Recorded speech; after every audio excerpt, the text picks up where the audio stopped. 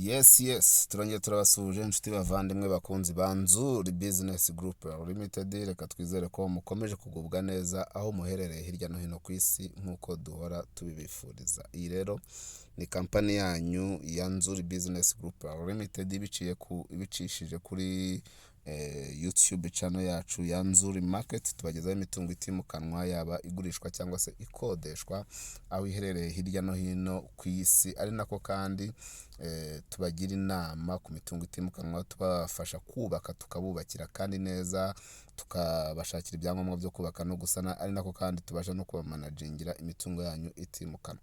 Komeza rero kandi subscribe wowe utarabikora kugira ngo tujye tubana umunsi ku wundi gatanu kuri gatanu. Nk'uko muri kubona ku ma screen yanyu turi kubereka inzu nziza ya etage bitewe na design yayo nziza. Hari abagira ngo ni 2 in 1 cyangwa se n'ebyiri, oya ni inzu imwe. Iyi nzu akaba ari inzu nini ifite ibyumba bitanu binini byo kuryamamo, ikagira douche na toilette eshatu, ikagira salon, salle à manger ndetse na cuisine yo mu nzu. Si ibyo gusa rero kuko inzu ifite kandi parking nini cyane na jardin, ikagira na annex yayo igizwe n'icyumba cy'umukozi, stock, cuisine yo hanze na douche na toilette byo hanze. Inzu ya etage ni inzu nziza yubakisha ibikoresho bigezweho kandi rwose iri mu kibanza cyiza gifite ubuso bwa metero kare 300 zirengaho.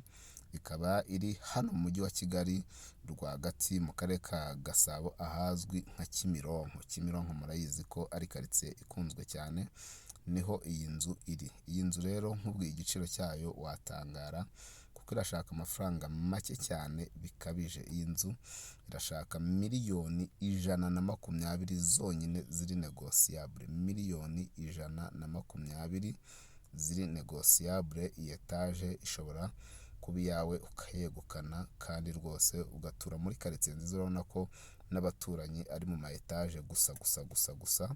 Inzu nziza y'ibyumba bitanu, douche na toilette eshatu, salon, salle à manger na cuisine na stock na annex, parking na jardin. Iyi nzu ikaba iyawe rwose, inzu kuri miliyoni 120 zonyine kandi ziganirwa, ugatura muri quartier nziza mu nzu ya etage, inzu y'abagabo.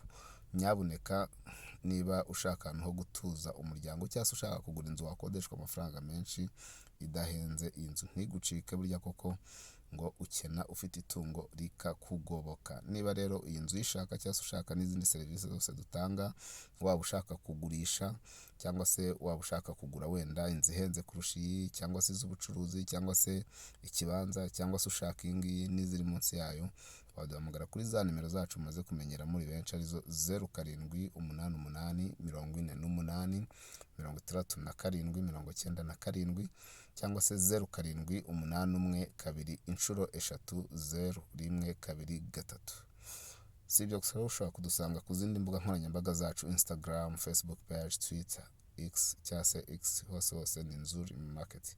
Komeza ukande subscribe cyangwa se s'abonner ku bakoresha igifaransa, ukore share, ukande kukazogera. Tujye dukomeza tubana umunsi ku wundi gatanu kuri gatanu iwacu muri Nzuri Business Group Limited. Umukiriya ni umwami, tubaha ikaze, turabakunda cyane. Ciao.